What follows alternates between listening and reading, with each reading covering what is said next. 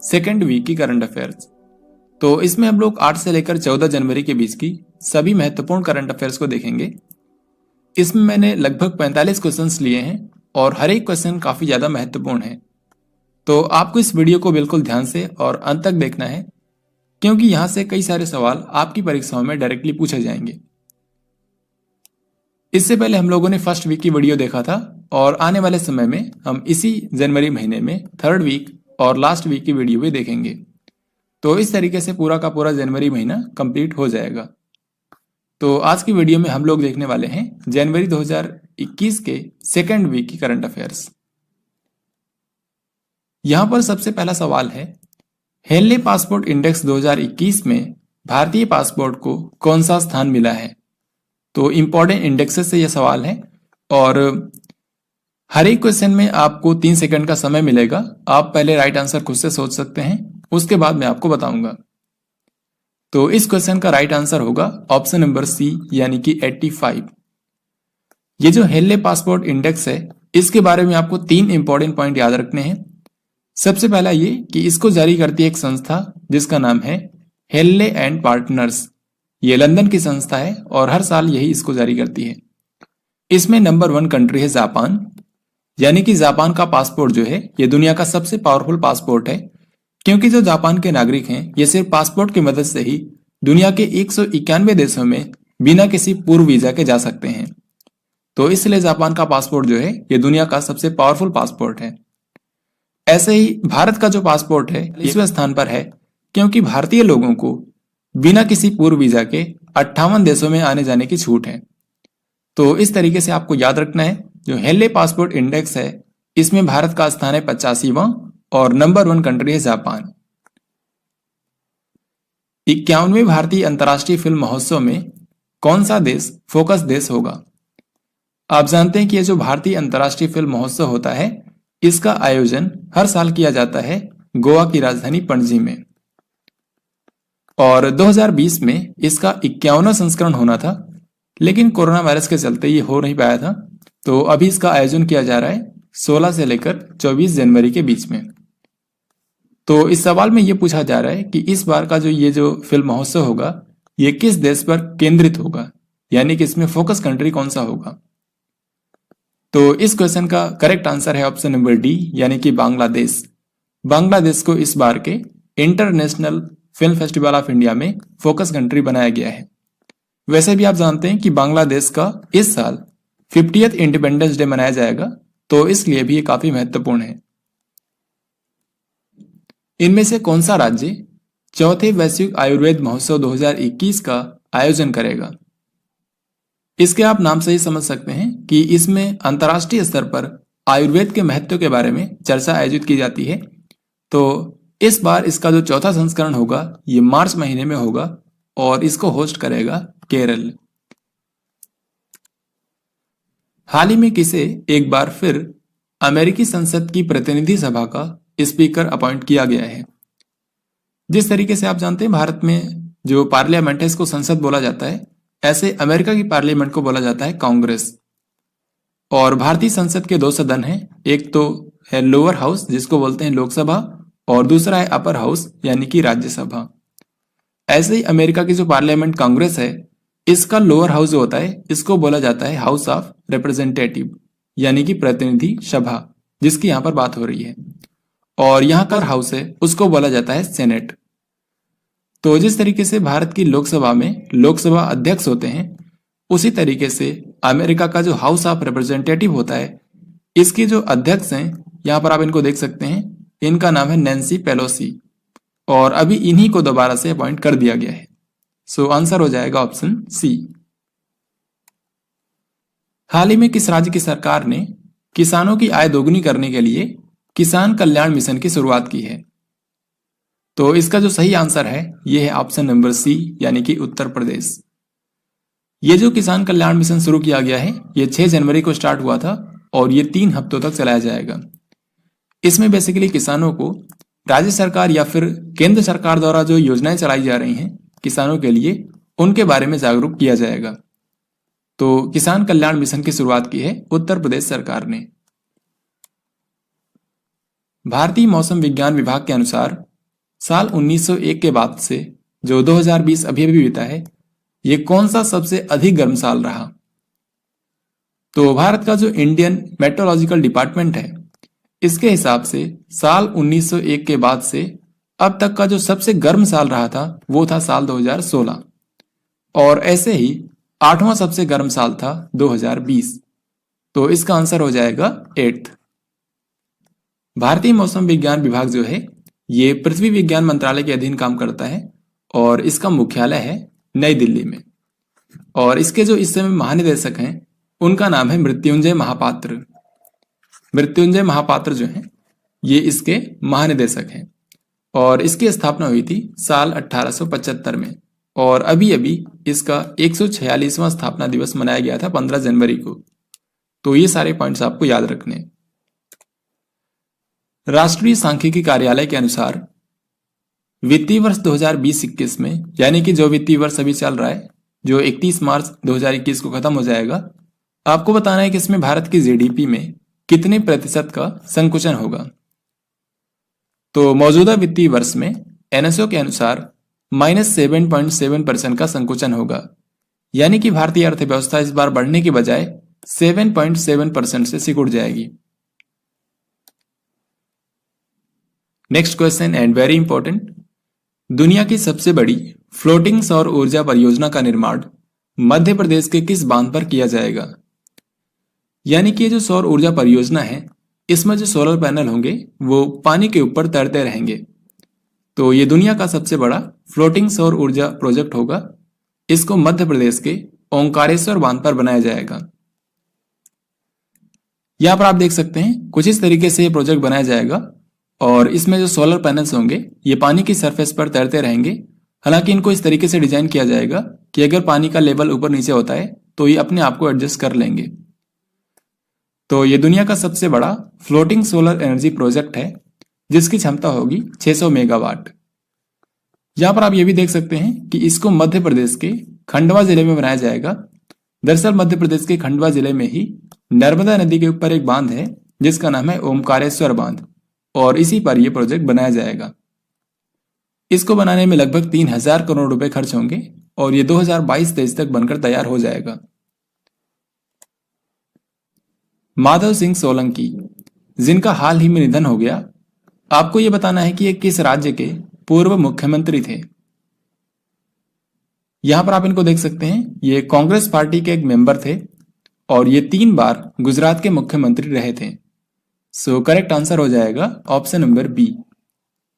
गुजरात के मुख्यमंत्री के अलावा ये भारत के विदेश मंत्री भी रहे थे। कुछ ही महीनों के लिए थे, लेकिन भारत के विदेश मंत्री के रूप में भी इन्होंने काम किया था। इसके अलावा हाल ही में गुजरात के एक और मुख्यमंत्री की डेथ हुई थी जिनका नाम है केशुभाई पटेल। तो इनके बारे में भी आपको याद रखना है। और अभी के समय जो गुजरात के मुख्यमंत्री हैं इनका नाम है विजय रूपानी। किस राज्य के मुख्यमंत्री ने कृषि संजीवनी वैन का शुभारंभ किया है? तो इसका जो सही आंसर है यह ऑप्शन नंबर सी, यानी कि कर्नाटक। तो कर्नाटक के जो मुख्यमंत्री हैं BS येदुरप्पा, इन्होंने हाल ही में 40 कृषि संजीवनी वैन का शुभारंभ किया है।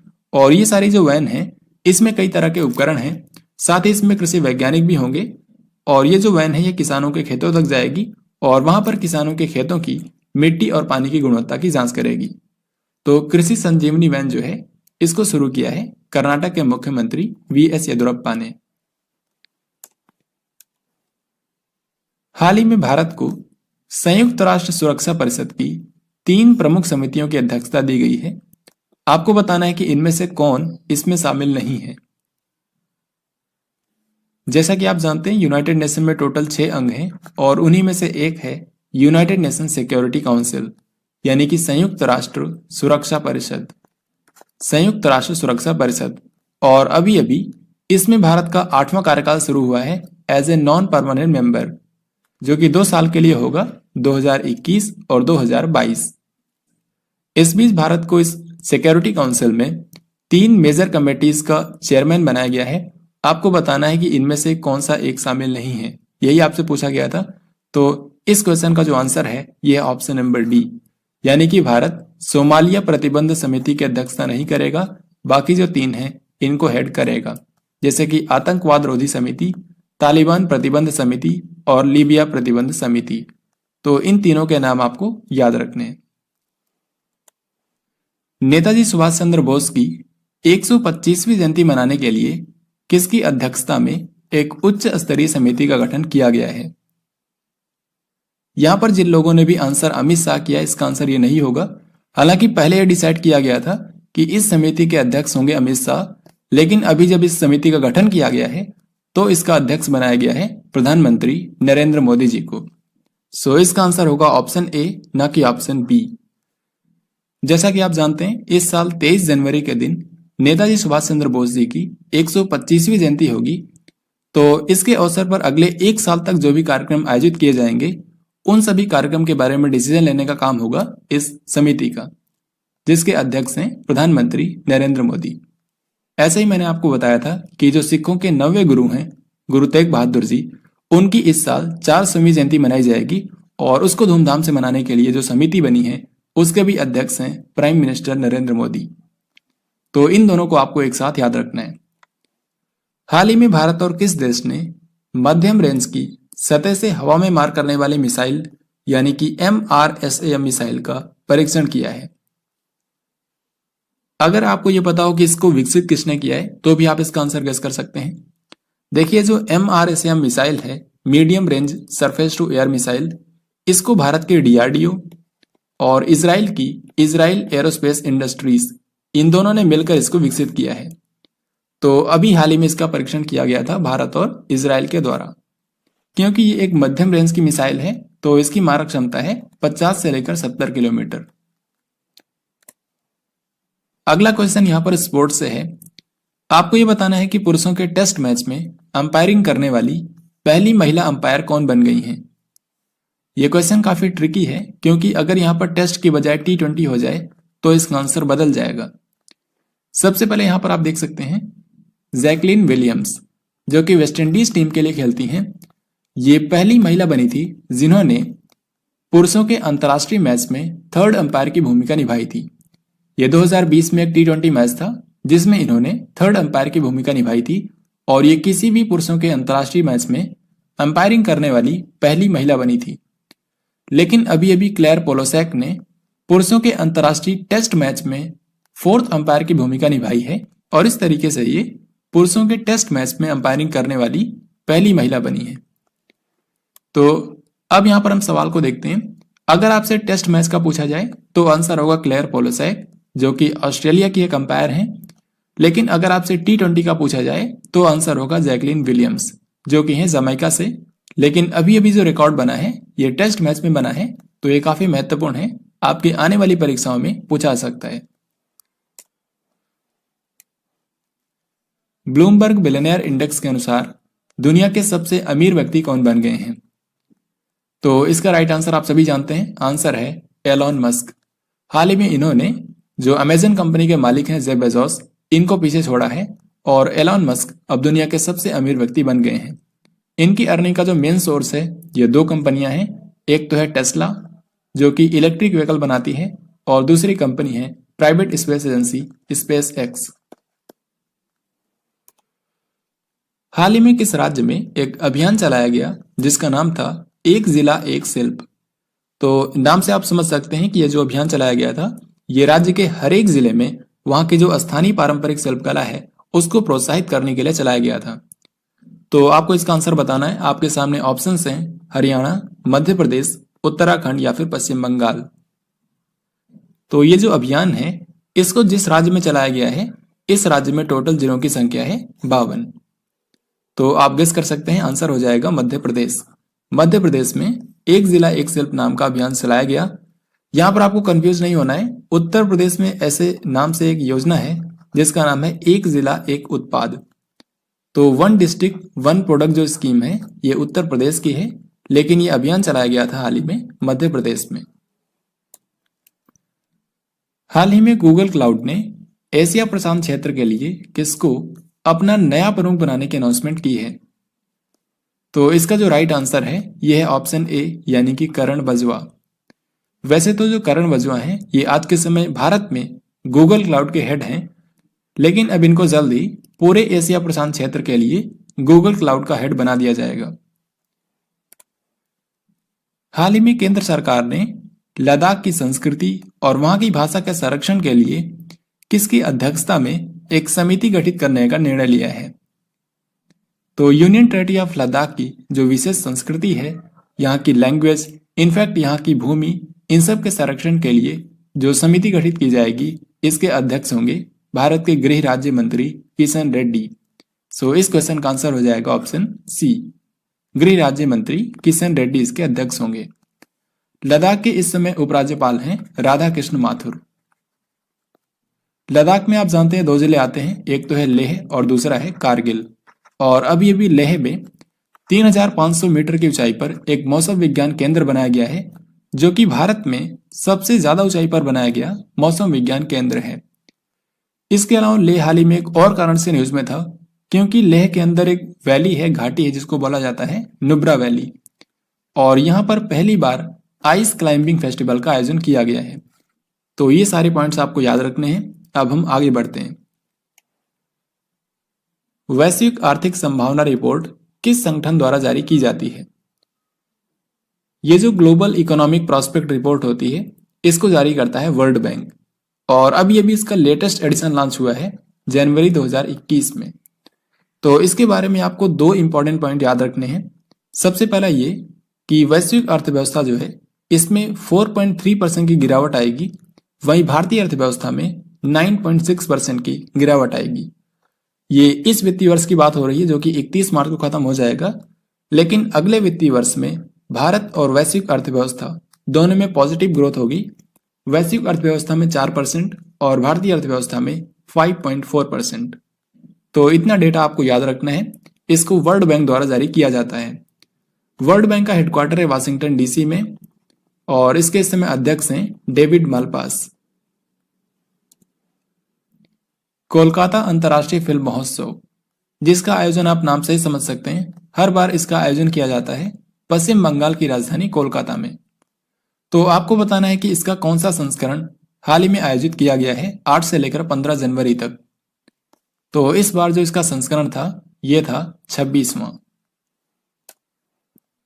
हाल ही में किस बैंक ने सेना के जवानों को बैंकिंग सुविधाएं प्रदान करने के लिए सौर्य वेतन खाता शुरू किया है, यानी कि सौर्य सैलरी अकाउंट? तो ये जो सौर्य सैलरी अकाउंट शुरू किया गया है, ये स्पेशली सेना के जवानों के लिए शुरू किया गया है, और इसको स्टार्ट किया है भारत के एक प्राइवेट बैंक ने, जिसका नाम है बंधन बैंक। तो बंधन बैंक ने इसको शुरू किया है। बंधन बैंक का मुख्यालय है कोलकाता में।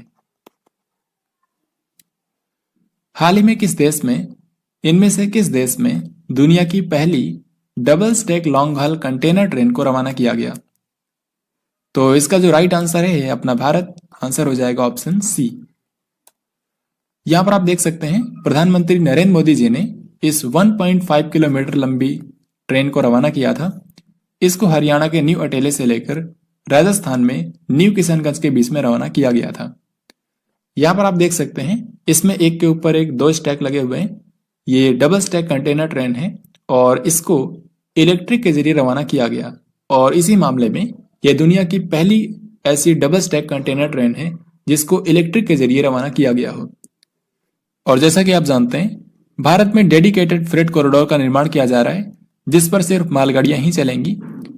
तो इसमें एक तो है वेस्टर्न डेडिकेटेड फ्रेट कॉरिडोर और दूसरा है eastern dedicated freight corridor.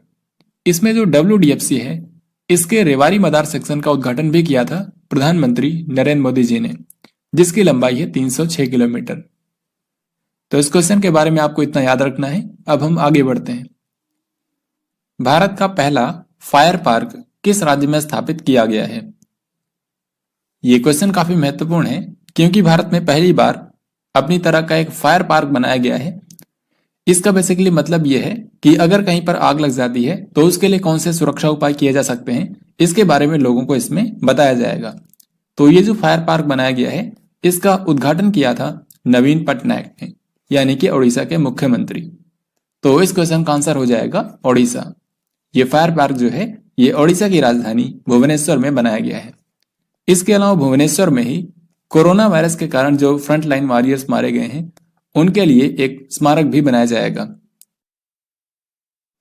Australia के खिलाफ 100 अंतर्राष्ट्रीय छक्के लगाने वाले पहले बल्लेबाज कौन बन गए हैं? यानी कि न केवल भारत बल्कि पूरी दुनिया के पहले बैट्समैन हैं जिन्होंने ऑस्ट्रेलिया के खिलाफ 100 अंतर्राष्ट्रीय छक्के पूरे किए हैं। तो आई होप आपने अभी तक इसको अटेम्प्ट कर लिया होगा। इसका राइट आंसर है रोहित शर्मा। सबसे पहले मैं आपको बता दूं कि किसी भी एक टीम के खिलाफ आज तक सबसे ज्यादा अंतर्राष्ट्रीय छक्के लगाए हैं क्रिस गेल ने, जिन्होंने इंग्लैंड के खिलाफ टोटल 130 छक्के लगाए थे। लेकिन अगर ऑस्ट्रेलिया की बात की जाए तो ऑस्ट्रेलिया के खिलाफ अब तक सबसे ज्यादा छक्के लगाए हैं रोहित शर्मा ने। हाल ही में इन्होंने रिकॉर्ड बनाया है, तो इसको आपको याद रखना है। भारतीय सेना की मानवाधिकार सेल के प्रथम अतिरिक्त महानिदेशक का पदभार किसने संभाला है?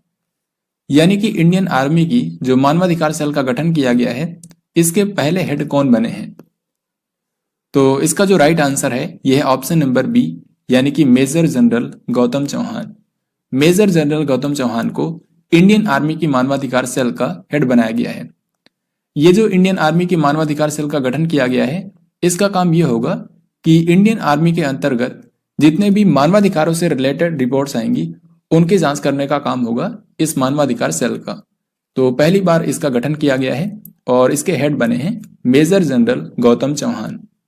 बाकी आप जानते हैं हाल ही में इंडियन आर्मी डे भी मनाया गया था 15 जनवरी को, और इंडियन आर्मी के चीफ हैं जनरल मनोज मुकुंद नरवाने।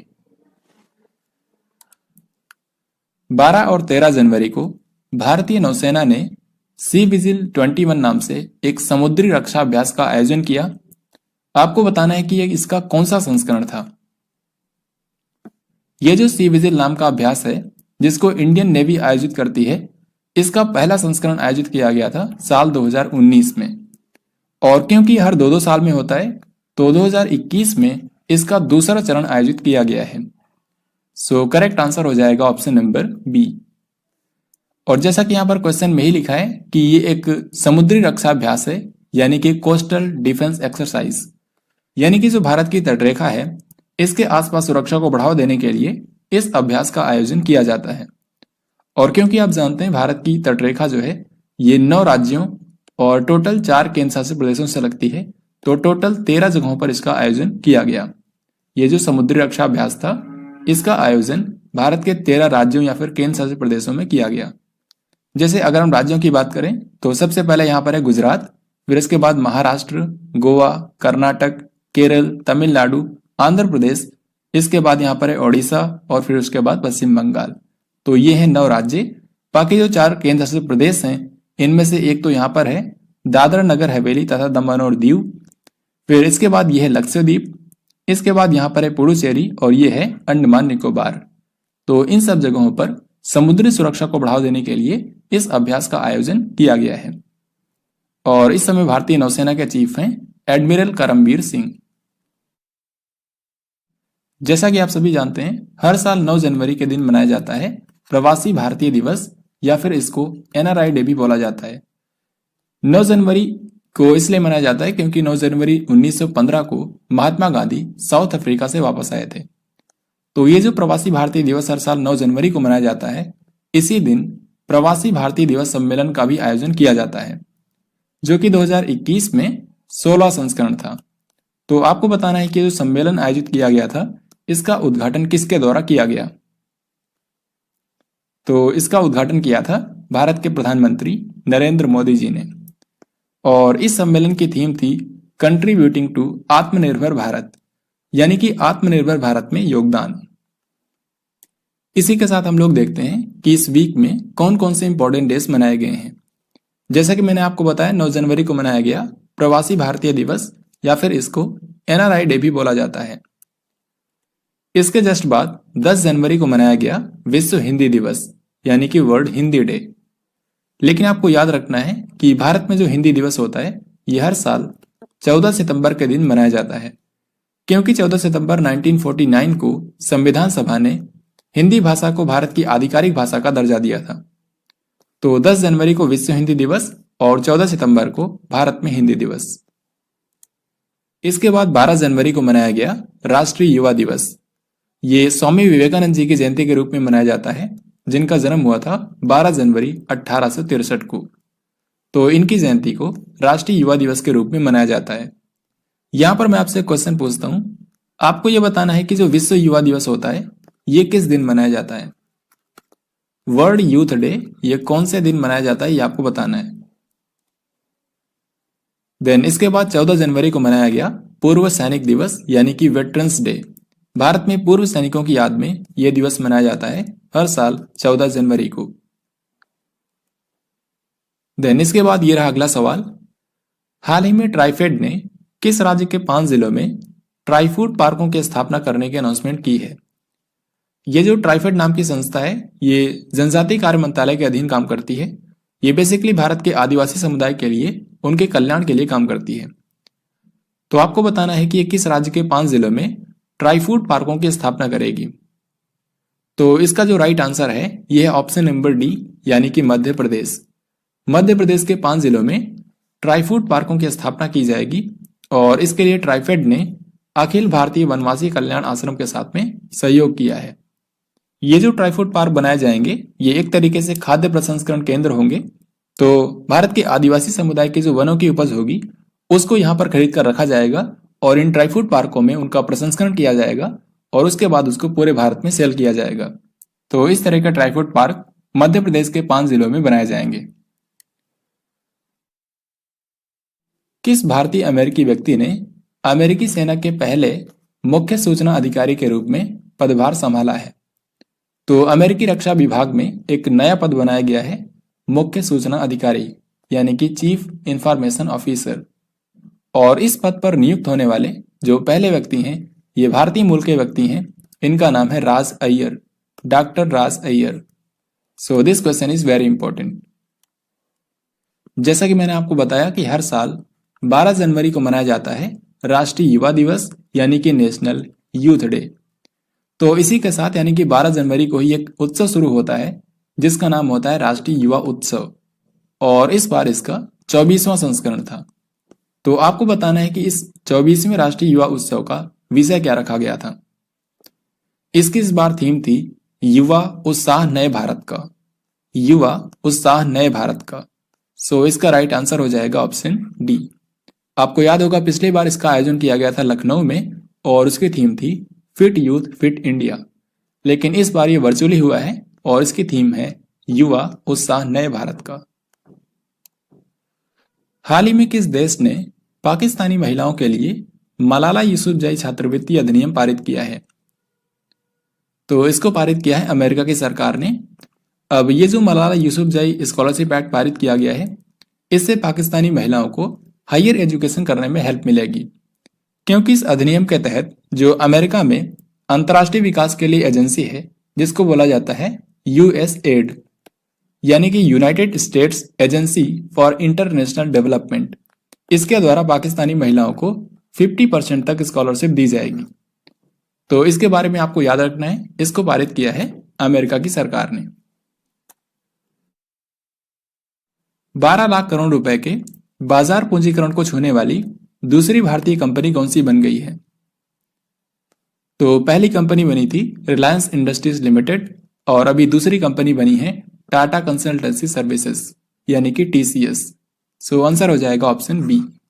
टीसीएस जो है ये भारत की एक आईटी कंपनी है, इसका भी मुख्यालय है मुंबई में।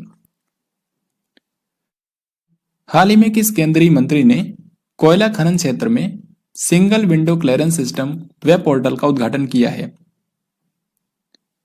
देखिए अभी तक क्या था कि कोयला खनन शुरू करने के लिए कई तरह की फॉर्मेलिटीज थी और कई जगह से मंजूरी लेनी पड़ती थी, लेकिन अभी इन सबको एक ही जगह पर एक ही प्लेटफॉर्म पर ला दिया गया है। इसी के लिए एक डेडिकेटेड वेब पोर्टल लॉन्च किया गया है, यानी कि इसी एक पोर्टल पर क्लियरेंस और मंजूरी लेने की पूरी प्रक्रिया कंप्लीट हो जाएगी। तो आपको बस इस क्वेश्चन में यह बताना है कि इसको भारत के किस केंद्रीय मंत्री ने लॉन्च किया है। वैसे यहाँ पर आंसर लिखा ही हुआ है, केंद्रीय गृह मंत्री यहाँ पर लिखा है, तो आंसर होगा अमित शाह। भारत के गृह मंत्री अमित शाह ने इसको लॉन्च किया है। यहाँ पर आप में से कुछ लोगों ने आंसर किया होगा प्रहलाद जोशी, जो कि भारत के कोयला और खनन मंत्री हैं, लेकिन इसको लॉन्च किया था याद रखिए अमित शाह ने। तेलंगाना उच्च न्यायालय के मुख्य न्यायाधीश के रूप में किसको अपॉइंट किया गया है? तो इसका आंसर मैंने आपको पिछली वीडियो में भी बताया था। आंसर होगा हिमा कोहली, और ये तेलंगाना हाई कोर्ट की पहली महिला मुख्य न्यायाधीश बनी है। तो जैसा कि मैंने आपको बताया था कि इस जनवरी महीने के फर्स्ट और सेकेंड वीक के दौरान टोटल 8 हाई कोर्ट में नए मुख्य न्यायाधीश अपॉइंट किए गए हैं। इन चारों के बारे में मैंने आपको पिछली वीडियो में बताया था। अब हम बात करेंगे अगले 4 के बारे में। यहाँ पर आप देख सकते हैं आंध्र प्रदेश हाई कोर्ट और सिक्किम हाई कोर्ट, इन दोनों के जो मुख्य न्यायाधीश थे इनमें बस अदला बदली की गई है। यानी कि जो आंध्र प्रदेश हाई कोर्ट के मुख्य न्यायाधीश थे JK माहेश्वरी, इनको अब सिक्किम हाई कोर्ट का मुख्य न्यायाधीश बना दिया गया है। ऐसे ही जो सिक्किम हाई कोर्ट के मुख्य न्यायाधीश थे अरूप कुमार गोस्वामी, इनको आंध्र प्रदेश हाई कोर्ट का मुख्य न्यायाधीश बना दिया गया है। इसके बाद बचते हैं 2। मध्य प्रदेश हाई कोर्ट के मुख्य न्यायाधीश बने हैं मोहम्मद रफीक, और उत्तराखंड हाई कोर्ट के मुख्य न्यायाधीश बने हैं राघवेंद्र सिंह चौहान। तो इन सभी 8 अपॉइंटमेंट्स को आपको अच्छे से याद रखना है, यहां से आपकी परीक्षाओं में क्वेश्चन पूछे जाएंगे। अंतरिक्ष शिक्षा यानी कि स्पेस एजुकेशन को बढ़ावा देने के लिए भारत का जो स्पेस एजेंसी है इसरो, ये कितनी अटल टिंकरिंग लैब्स को अपनाएगा? इसका आंसर करने से पहले मैं आपको बता दूं कि ये जो अटल टिंकरिंग लैब्स हैं, ये कंसेप्ट है नीति आयोग का। नीति आयोग का एक मिशन है जिसको बोलते हैं अटल इनोवेशन मिशन, और इसके तहत भारत के जो स्कूली बच्चे हैं उनके बीच उद्यमशीलता और नवाचार को बढ़ावा देने के लिए अटल टिंकरिंग लैब्स की स्थापना की जा रही है।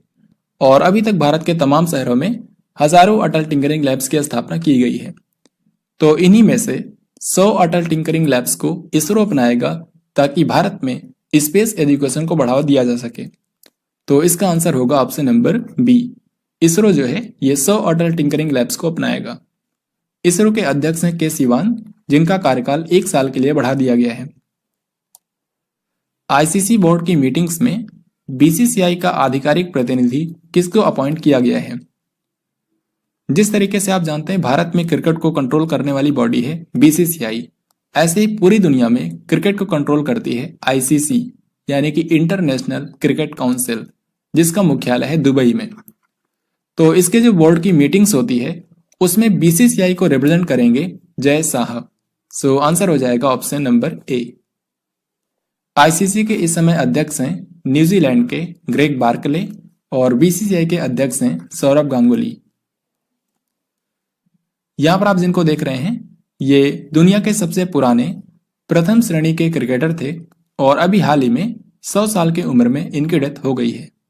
यानी कि जिस समय इनकी डेथ हुई ये उस समय तक दुनिया के सबसे उम्र दराज प्रथम श्रेणी के क्रिकेटर थे। तो बस आपको इनका नाम बताना है। तो इस क्वेश्चन का राइट आंसर होगा ऑप्शन सी, क्योंकि इनका नाम है एलन बर्गेस, और ये न्यूजीलैंड के क्रिकेटर थे। 12 जनवरी को किसने खादी प्राकृतिक पेंट लॉन्च किया? सबसे पहले मैं आपको इसको दिखाता हूं। एक चीज तो आप इसे समझ गए होंगे कि इसको बनाया है KVIC ने, यानी कि khadi and village industries commission.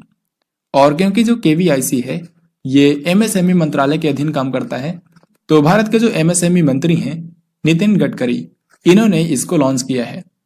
तो इस क्वेश्चन का तो आंसर हो जाएगा ऑप्शन नंबर बी, यानी कि नितिन गडकरी। अब यहां पर आप देख सकते हैं ये जो खादी प्राकृतिक पेंट लॉन्च किया गया है ये इको फ्रेंडली है, यानी कि पर्यावरण पर इसका कोई भी नुकसान नहीं होगा।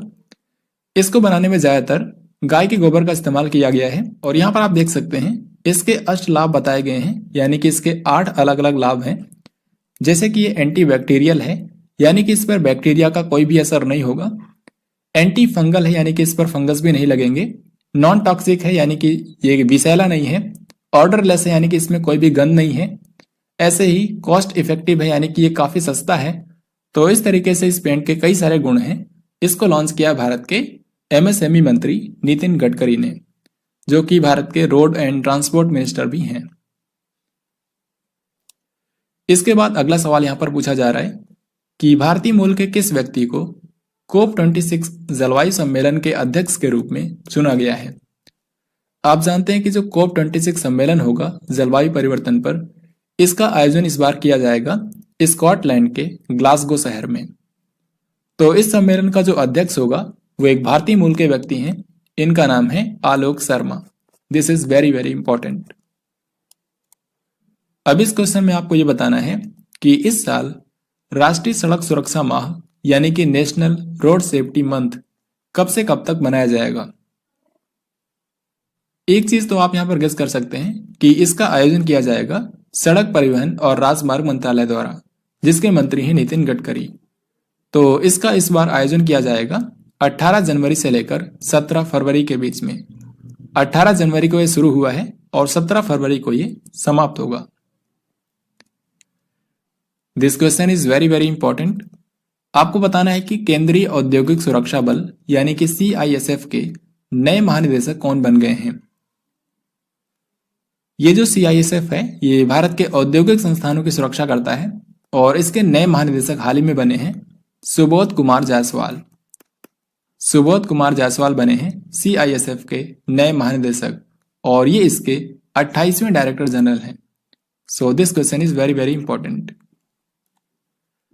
13 जनवरी 2021 को प्रधानमंत्री फसल बीमा योजना के कितने साल कंप्लीट हो गए हैं। तो आप जानते हैं कि जो प्रधानमंत्री फसल बीमा योजना है इसको शुरू किया गया था साल 2016 में। तो अभी इसको हो गए हैं टोटल 5 साल। सो आंसर हो जाएगा ऑप्शन नंबर बी। अब क्योंकि एक फसल बीमा योजना है तो इसका मतलब यह है कि किसानों को इसमें प्रीमियम भरना पड़ता है और अगर उनकी फसल नष्ट हो जाती है तो उसकी भरपाई सरकार द्वारा की जाती है। तो प्रधानमंत्री फसल बीमा योजना को हाल ही में 5 साल कंप्लीट हो गए हैं। अब ये क्वेश्चन अंतरिक्ष से जुड़ा हुआ है। आपसे यहां पर यह पूछा जा रहा है कि स्पेस लॉन्च सिस्टम जो है ये किस अंतरिक्ष एजेंसी का अब तक का सबसे पावरफुल रॉकेट है। हाल ही में इसको टेस्ट किया गया है, तो बताइए इसका क्या आंसर होगा। यहां पर मैं आपको 3 रॉकेट के बारे में बताऊंगा जो कि आपको हमेशा याद रखने हैं क्योंकि ये किसी भी देश के सबसे पावरफुल रॉकेट हैं। जैसे कि यहां पर आप देखिए लॉन्ग मार्च 5 ये चाइना का सबसे पावरफुल रॉकेट है। ऐसे ही भारत का जो सबसे पावरफुल रॉकेट है इसका नाम है GSLV Mk3 और यहां पर आप देखिए ये है स्पेस लॉन्च सिस्टम और अब तक आप समझ गए होंगे ये नासा का सबसे पावरफुल रॉकेट है यानी कि अमेरिका। तो इस क्वेश्चन का आंसर हो जाएगा ऑप्शन नंबर बी यानी कि नासा। और ये न केवल नासा बल्कि पूरी दुनिया का सबसे पावरफुल रॉकेट है। हाल ही में सुप्रीम कोर्ट ने तीनों नए जो फार्म्स बिल हैं इनके अमल पर रोक लगा दी है। आपको बताना है कि सुप्रीम कोर्ट के मुख्य न्यायाधीश कौन हैं। तो सुप्रीम कोर्ट के इस समय चीफ जस्टिस हैं SA बोबड़े यानी कि शरद अरविंद बोबड़े। तो इन्हीं की अध्यक्षता वाली एक पीठ ने कृषि कानूनों के अमल पर रोक लगा दी है और इसी के साथ में सुप्रीम कोर्ट ने एक 4 सदस्यीय समिति का गठन भी किया है जो कि भारत सरकार और किसानों के बीच में गतिरोध को समाप्त करने के लिए बनाई गई है। हाल ही में किस पूर्वोत्तर राज्य में चेरी ब्लॉसम माओ फेस्टिवल का आयोजन किया गया।